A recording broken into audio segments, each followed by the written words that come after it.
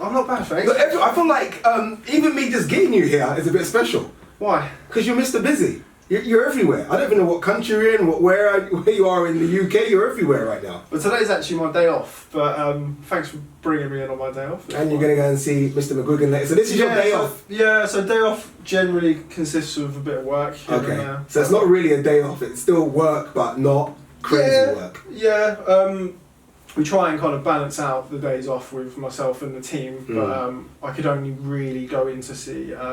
going to McGuigan's gym today, and as they're preparing for a fight against Vasil Lomachenko, I didn't really want to... Just a little pound for pound number one guy there? I don't think they need to prepare that much. But, so yeah, I didn't really want to kick up a fuss. It's weird, you say team there, and everyone just thinks of Boxing Social as you.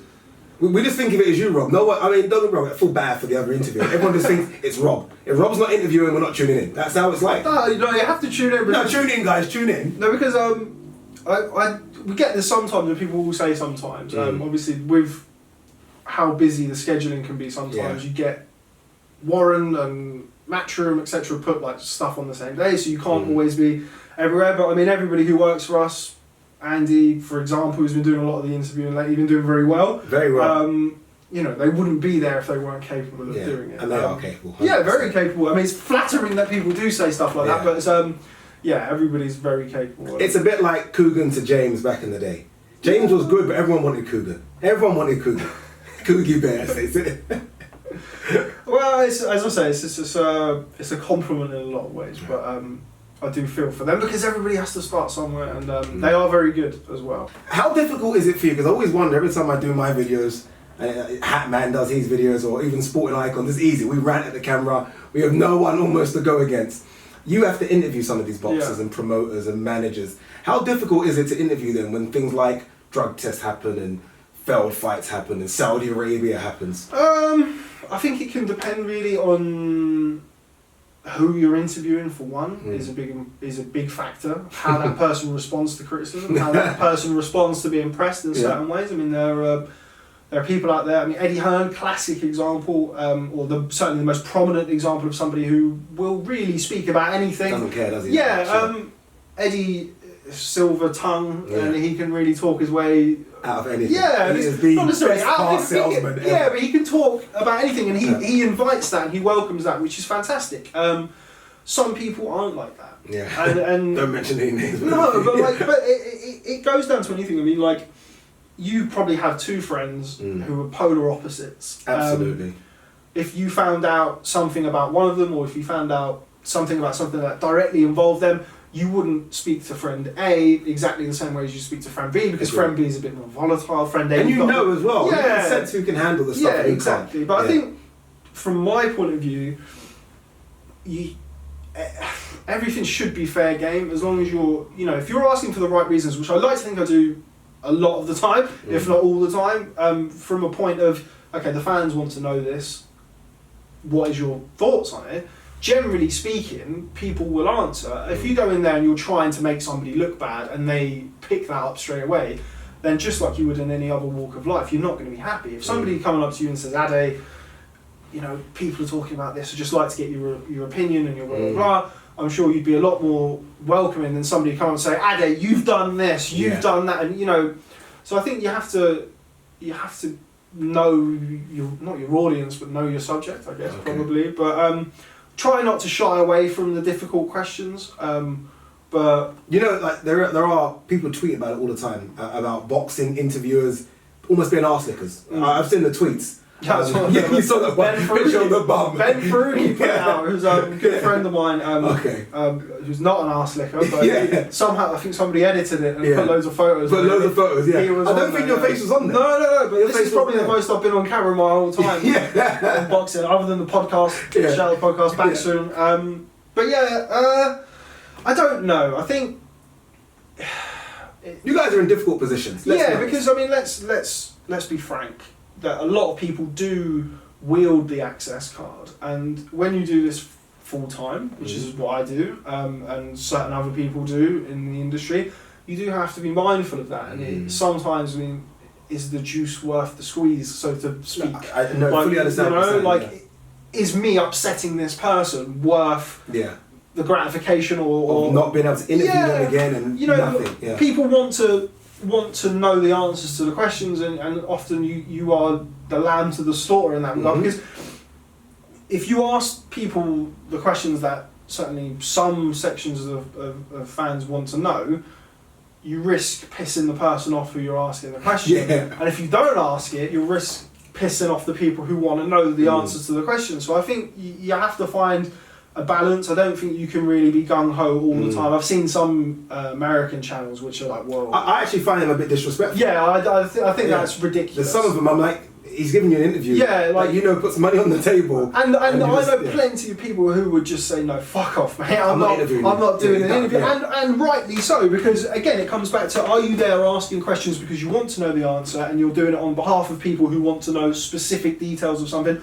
Or are you doing it so people go, look at you, you made Hearn. Top man. Yeah, that comes from a place of ego, I think, and there is a lot of that in boxing. Try to kind of stay away from it where possible. But again, if you're going there and you're trying to make somebody look like a dickhead, why? What gratification do you get from that? I mean, there are times where I'll ask somebody questions, or ask a promoter or fighter questions where I don't necessarily agree with what people are asking, but people are asking it and they want to know, so what's your opinion on it? And I think more often than not, I mean, the overwhelming majority of the time, promoters, given the right opportunity to address certain criticisms of them, are more than happy to address them and get their side of things across. But what you can't do is kind of get in somebody's face and Frank Warren looks difficult, I have to be honest with you. He looks bloody difficult. I have a great relationship with Frank He tried to sue me once. Really? Yeah, he tried to sue me. I interviewed Barry Hearn. I was lucky enough to go to the Matchroom headquarters. I had to sit down with Barry Hearn. I put it up on the channel. He said something about Frank. I didn't think it was that bad. Frank watched it, immediate email. Cut that bit out or we're going to get sued. I'm not sure Frank would have watched it. But no, yeah. Probably Frank. Someone probably said, look, there's a part here that you do have to be careful with things like nobody likes getting legal letters from solicitors, allegedly. But also, I mean, speaking solely from my own experiences with Frank Warren, he has never ever told me to do this, that, or the other with anything that I've done with him. I've always found Frank very accommodating with his time. Is he a little bit more sensitive than some other people? He's older, isn't he? Potentially, but again, it comes back to like different generations and different people. Would you speak to Tyson Fury the same way you'd speak to Daniel Dubois? No. Absolutely. Daniel Dubois is not going to jump up and start singing American Pie. Like, you have to know kind of different ways to speak to. Probably a bad example of that, but anyway, like, different ways to speak to different people. As long as I think as long as you eventually do ask them the questions, and again, people will understand as you do. We're talking now, we're having a conversation. Yeah. You know the tone, and you know. Yeah. If you're talking to somebody and they're aware that you're not trying to make them look like a dickhead, just to make yourself look good, then you'll get something out of it. But sometimes, I don't know, you could go in with the best will in the world and you catch someone on a bad day, or they don't want to talk about it because they've done 15 interviews talking about the same thing. Which people don't really see. Yeah, people don't understand that. Like Hearn, as a prime example, will do every single fucking interview. Unbelievable that. And he will give like everybody the same gusto and the same. I said he's the hardest working person in boxing. Yeah, I mean, he literally is on a plane after an interview. He's always on his phone. He's always talking to somebody. He's always been kind of being ushered from here to there. Eddie's never said no to me for an interview. Frank's never said no to me to an interview. I've never seen them turn anybody down for an interview either. Even the smaller channels as well. Yeah, you're right. It's not just because you bring the numbers in. Yeah, particularly even the smaller. I mean, and very, very kind of you, but also we were very. We were 4,000 subs this time. Well, just like about 14 months ago. That's unbelievable. Tell them what you are now, but people should know anyway. We're 50,000. Thank you everybody for subscribing. Bloody hell. But yeah, everybody has to start somewhere, and I think generally speaking, this is where it kind of gets a bit annoying. Not annoying, but awkward sometimes, because the promoters want. The promoters, let's say like the head of media for promotional companies, want good coverage for their fights. You want eyes on the prize, and on the flip side, you want to be able to go there to get your interviews, to get your content, to grow your channel. So essentially, you're both pulling in the right direction. So there shouldn't be any incidents where you shouldn't really have to fall out. The only way that you would fall out is if one of you wants to do it to spite the other. Yeah, or like you shouldn't really be falling out with promoters unless. Well, you shouldn't really, unless they want you to do things that you're not comfortable with, or vice versa. It's a smart sort of. Both of you are getting something from it. Yeah, and you can't get away from that. And it's what I said earlier about access and things like that. There are instances where people do expect a certain level of, how do I put this? What, respect? I have encountered some instances where people want you, and this isn't necessarily to do with promoters. You forget that in boxing you have promoters, managers, PR guys, assistants, hangers-on, trainers. Yeah, exactly. So like, there are times where people will try and kind of leverage you with the access that you get and stuff, and then you're put in a position where you have to kind of make a decision. I don't think I've ever really sold out in a sense of not asked what I wanted to ask for fear of loss of access or what have you. Do you notoriously have though people that are going to be tough interviews? Like you before you even go there, this is going to be a tough person, like all the time. Do I have anybody like that? Yeah, like you just think in your head like, oh, God, I've got to interview them because the numbers, or do I have to say the name? I just say fighter or promoter. I don't know, man. Like, around the start of the year, I got really sick of interviewing promoters. Yeah. Because for boxing, considering that boxing should be about the two men stepping in the ring, risking their lives. Simple, isn't it? That's what it should be about. It's not, and I understand that people want to hear from Eddie Hearn, from Frank Warren, I don't have any dealings with Oscar De La Hoya, etc. But like, I understand that. But like, Eddie Hearn's a superstar, isn't he?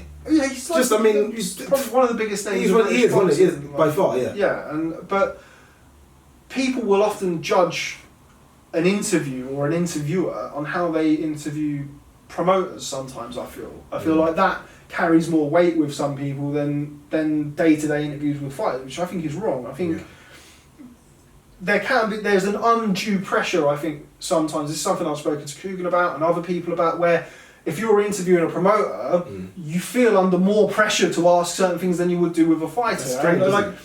I understand it, but it does get a bit grating, and it does wind you up a bit, because at the end of the day, you can only ask somebody so many things, and people will always find something that you didn't ask. Eddie's got I don't know how many territories DAZN are in, but they've got fighters all over the place. He's got Eastern Europeans, he's got American fighters, UK fighters. You can't ask about every fucking fighter that he's got on the roster. It just doesn't work. You can't do it.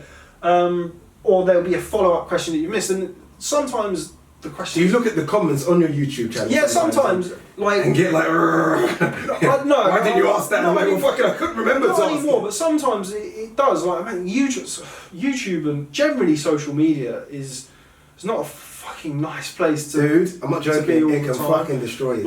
Someone messaged me and said, change the fucking wall back to white. And I was like, actually in the comments, I was like, people will find fault with it's my fucking wall. I don't want it blue. But I think, I forgot where I was going with that. But I think you can't really. I've said this to Andy, who works with us, Andy Purewell. Shout out Andy Purewell. You can't get too happy with the good comments, the positive comments, and you can't let the bad comments get you down. I remember Andy, 100 good ones and one bad one, and it fucks me up. But the one bad one is the one you think about. So what's the point? In the same vein, if you've got 99 people telling you your interview shit, what are you going to do? Listen to the one guy who says it's good? So the best way to be is kind of try and stay on an even keel, I guess. But you're only human, man, and a lot of my job is being on Twitter all day and taking a break from Twitter, on my personal. I'm on it all the time because of Boxing Social, Twitter, and obviously Twitter is all of these people who are breaking sources. Twitter can be brutal as well. Well, yeah, it's bad, and you do see a lot of stuff on there, and I think it's more a society thing. I think you're getting into something that's completely different from boxing. Everything is social media. How big's your house? How fit's your missus? How big? Do you know what I mean? It's all relationship goals. Yeah, it's just everything. I fucking hate that one. So relationship goals. If you're on Twitter all day, what am I going to do? I'm going to look at Coppinger or somebody who's broken a story, and it's like, oh fuck, I need to do that. Oh, I need to do, and after a while, it does weigh you down. So I think trying to block that out and kind of focusing more on what you can do, which is similar to we was talking about with the comments and the bigger picture of life, really focusing on you and what you can control and not worrying about everybody else. I remember Andy did an interview with Dimitri Bivol, Joshua Povetkin, and I hope he doesn't mind, he won't watch this, but not that he doesn't love him. I'm about to say, but Andy, what do you mean? He did an interview with Dimitri Bivol at York Hall for Joshua Povetkin. I was there watching that. I was actually at that. And Brummy and Russian should never really talk. Ain't gonna work. It's just not gonna work. But I remember he was really, he took a lot. There was a lot of negative comments on it, and he'd only been working for us, I think, for about 6 weeks. I've known Andy for a while, but he'd only been there for 6 weeks. Now, the interview was fine. The problem was you have a guy with a thick Brummy accent speaking to a guy with a thick Russian accent with limited English in a really noisy environment. People don't get how small and noisy and busy it was that day. You can't always, like, sometimes you weird place to do an open workout. Yeah, York is hot. It's too small. It's hot as well. I don't like it because sweat. Fat.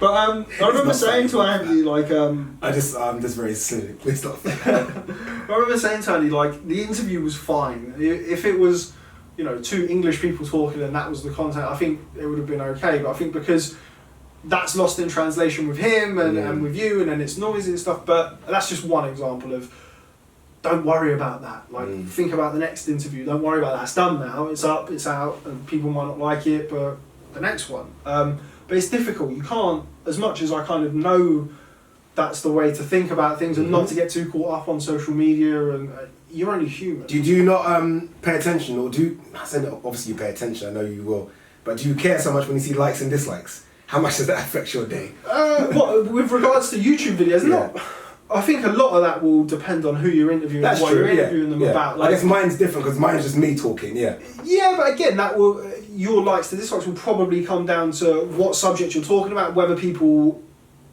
agree with you, whether people want to talk. Like, so there's a lot of different things at play there. With us, generally speaking, it's positive, isn't it? Well, no, it's not that, not at all. But like, if you're doing an interview with somebody and your mic's fucked, which has happened to us before, like you can't, every interview's not perfect, and you get a lot of dislikes based on the fact that you fucked the audio up or the picture looks shit. Understandable. Then that's your problem, and then you have to address that. But if you're interviewing somebody and you've done what you feel is a good interview and people don't like the answers that are given or just don't like the person that is being interviewed, then you can't really control that.